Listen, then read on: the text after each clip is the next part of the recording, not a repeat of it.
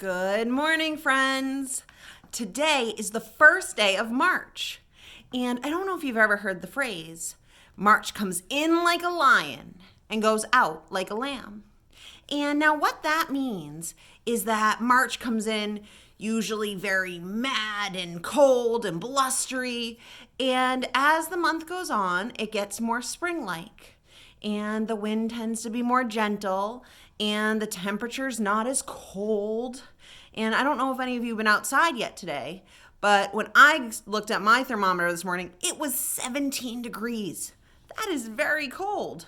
But hopefully at the end of March, every day will be about 50, maybe even 60 degrees, which will feel very, very warm to us. So I would like to start out today with a poem about in like a lion, out like a lamb. This is called Lion or Lamb. How will we march into March? A lion or a lamb? In like a lion? Roar! Or in like a lamb? Bah! How will we march into March? A lion or a lamb? Lion days are stormy, filled with rain and wind. Lamb day warm and cozy, 'cause the sun comes out again. How will we march into March? Like a lion or a lamb? In like a lion, roar! Or in like a lamb, bah! How will we march into March? A lion or a lamb? And I think because it's so cold out today, we're marching into March like a lion. But if March had started last week, we had that beautiful warm day, and that was a lamb day. And hopefully we have a lot more of those. So today, as I'm sure you have guessed, we have some lion and lamb stories. The first story I'm going to read you is a lamb story. This is called Pete, the Sheep, written by Jackie French and illustrated by Bruce Watley.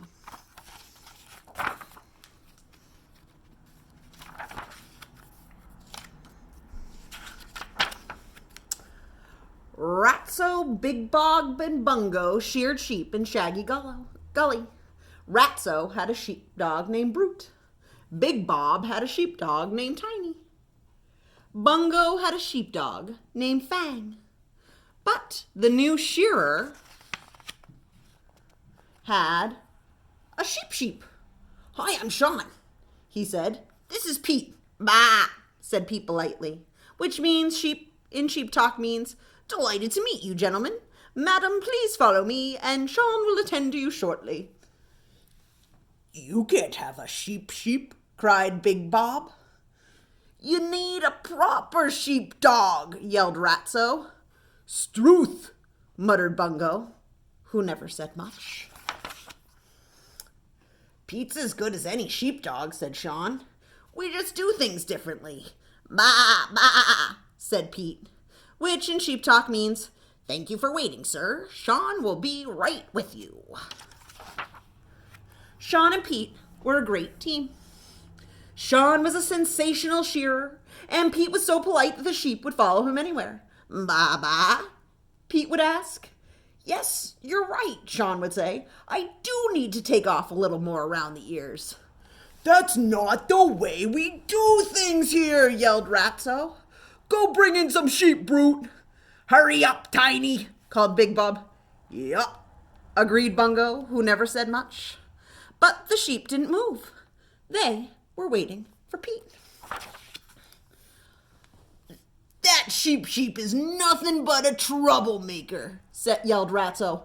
"He has to go," cried Big Bob. "Too right," shouted Bungo, who never said much. "If Pete goes, I go." And dogs are saying, "Grr, ruff, ruff, ruff, ruff." "That's fine with us," yelled the other shearers. "Now what am I gonna do?" said Sean sadly. "I love shearing sheep." "Ma," Pete pointed out. "You're right," said Sean. "At least I still have you to shear." First, Sean sheared Pete's front and back legs. Then he sheared Pete's neck and middle. Then he took off Pete's hat. and gave him a whole new look. When Pete showed it to the other sheep, they were amazed. "Ma! Ma!" they excitedly exclaimed. "Where did you get that cool cut?" Which gave Pete an idea. Sean's Sheep Salon. A week later, his very first customer was very happy. So was the second. And so was the third. Soon everyone was talking about Sean's Sheep Salon. News of their success spread quickly. Before long, Sean and Pete had so many customers they couldn't look after them all. The other shearers were furious. "It's not fair," said Ratso. "We're the ones who have proper sheepdogs." "Too right," agreed Big Bob. He looked around. "By the way, where are our dogs?" "Gone to get a trim. Love Brute, Tiny, Fang." "Jumpin' jumbucks! Look what I just found," roared Bungo, which was more than he usually said in a week, and the three shearers raced into town. Meanwhile, their dogs were creeping sheepily into the salon. "Oof?" asked Brute hopefully. "Arf," agreed Tiny. "Grrr," added Fang, admiring a sheep Sean had sheared. "I'm really sorry," said Sean, "but our salon is for sheep only." "Ma, ma, ma," said Pete. Sean grinned. "You're right, Pete," he said. "There's no reason sheep dogs can't look gorgeous too." Sean had just put Tiny under the hairdryer when the three shearers rushed through the door. "Where's my dog Brute?" yelled Ratso. "Where's Tiny?" cried Big Bob. "Fang!" yelled Bungo. "Woof!" barked Brute firmly. "Arf, arf!" added Tiny. "Grrr!" growled Fang, which in dog talk means, "No way am I leaving before I'm finished." "What are we gonna do now?" moaned Big Bob. "There aren't any sheep left for us to shear." "And our mangy mutts have deserted us," added Ratso. "Doggone dogs," grumbled Bungo. "Ma, ma," said Pete, which in sheep talk means, "I have an idea," and sees holding a sign, "Shearers Wanted." In the end, it all worked out happily. Ratso could shear sheep in styles that were almost as good as Sean's. Big Bob specialized in sheepdog styles, and Bungo learned how to speak to the other clients. "Oh, madam, you do look lovely. I only wish everyone could look as gorgeous as you." "Ma," said Pete, which in sheep talk means, "Everyone looks gorgeous." Oh, now it's Sean's Animal Salon. Look at all these animals with their new haircuts. And look, there's even a lion. And after a session at Sean's Animal Salon, everyone did. Oh, look at how handsome they all look with their new haircuts. So that was a fun story about some sheep. And I'd just like to show you what today's crafts are. So we have a fuzzy sheep. I don't know if you can tell, this is all cotton balls, and you can make your own sheep as fuzzy as you want, or you could give it a cool haircut, just like Pete and Sean do. We also have a lion craft. And now you get to cut all these little pieces to make this really cool mane. And you can choose what kind of face you put on. My lion has a smile, but he's still showing all of his teeth. Maybe he'll scare the cold away for March. Now, I have a story about a lion. And in this story, the lion is not very scary. This book is called Sunflower Lion by Kevin Hinks.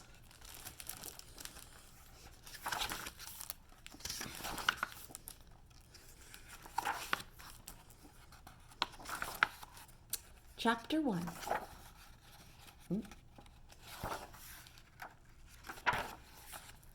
This is the sun.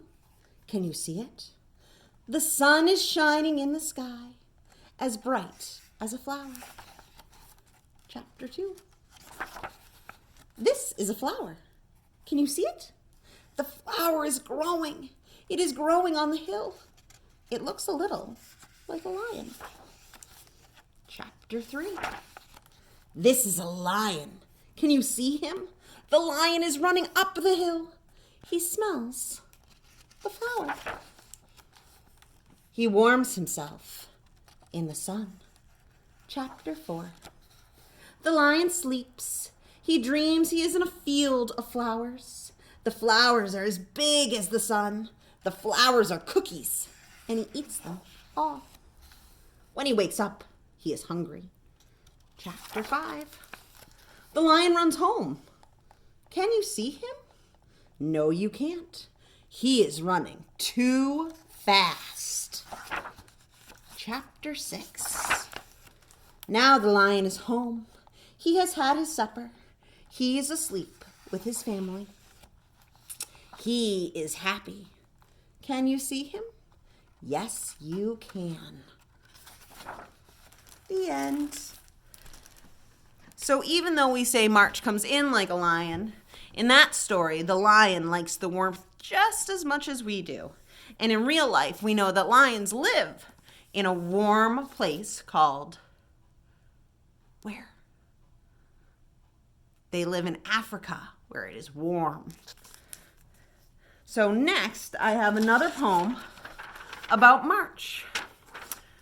And I wonder if when you hear this poem, you think of some of these personality traits being kind of like a lion, and which ones are like a lamb. March. March, you're loud, you're noisy, a blustery old chap. You whistle, you moan, you tear at my cap. You blow, you scowl. But March, you are fair, part lion, part lamb. Now spring's in the air. So the last book I have for you today is a story called Wilbur. And Wilbur is by Leslie Helikowski and illustrated by Lee Harper.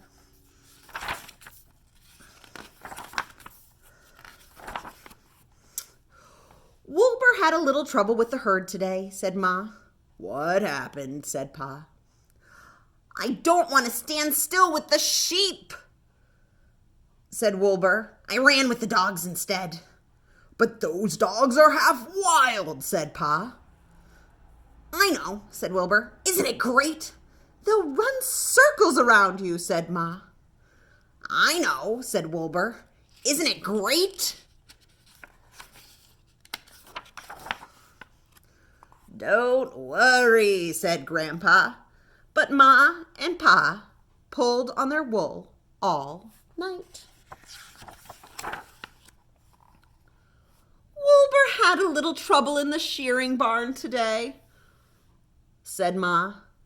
What happened, said Pa. I don't want to shear my wool, said Wilbur. Being woolly feels nice. But it's springtime, said Pa. I know, said Wilbur. Isn't it great? Your wool is so long, said Ma. I know, said Wilbur. Isn't it great? Don't worry, said Grandpa. But Ma and Pa pulled on their wool all night long.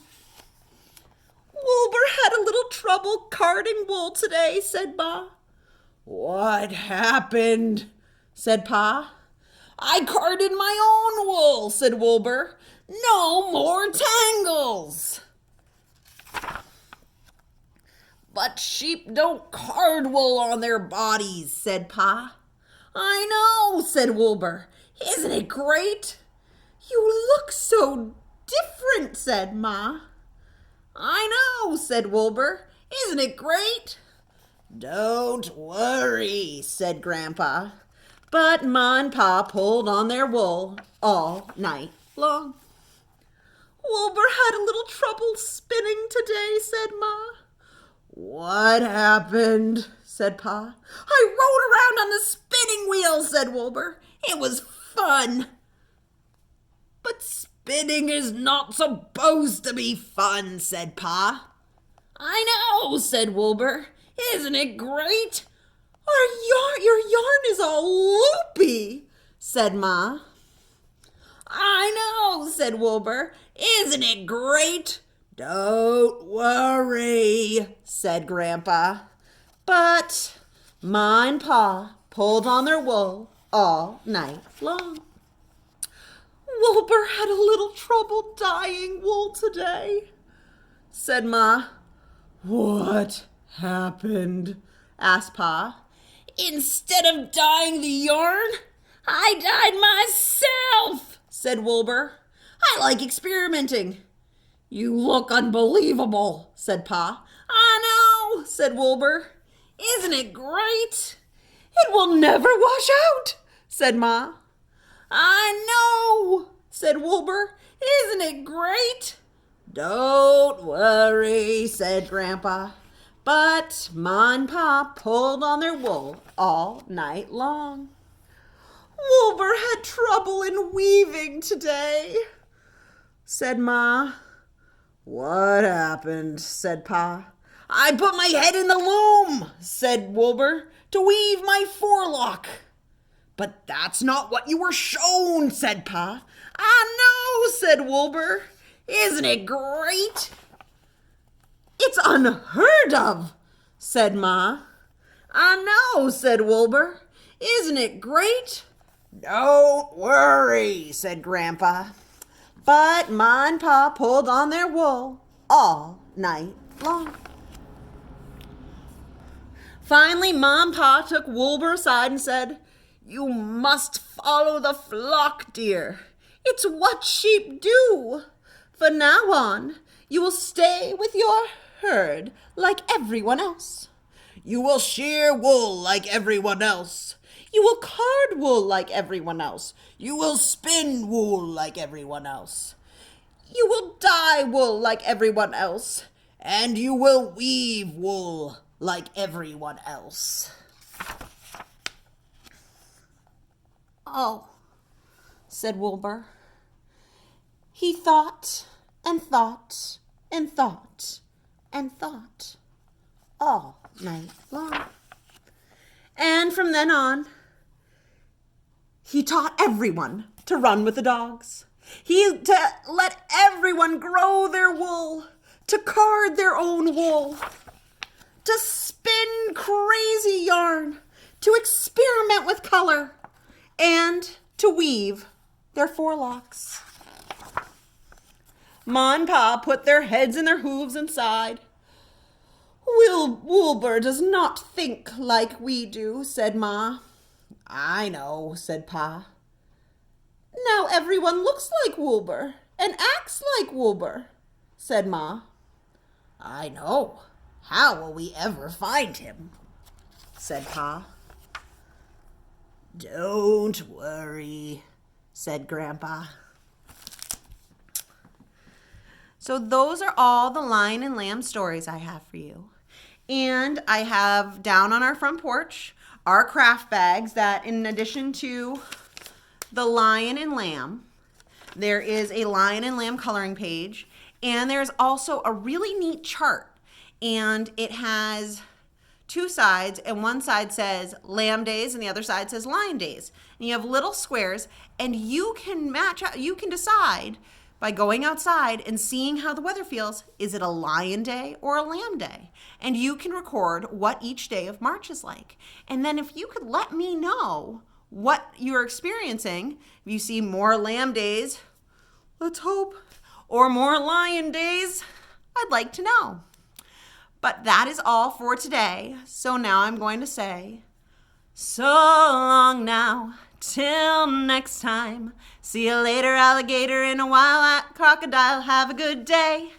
Bye-bye.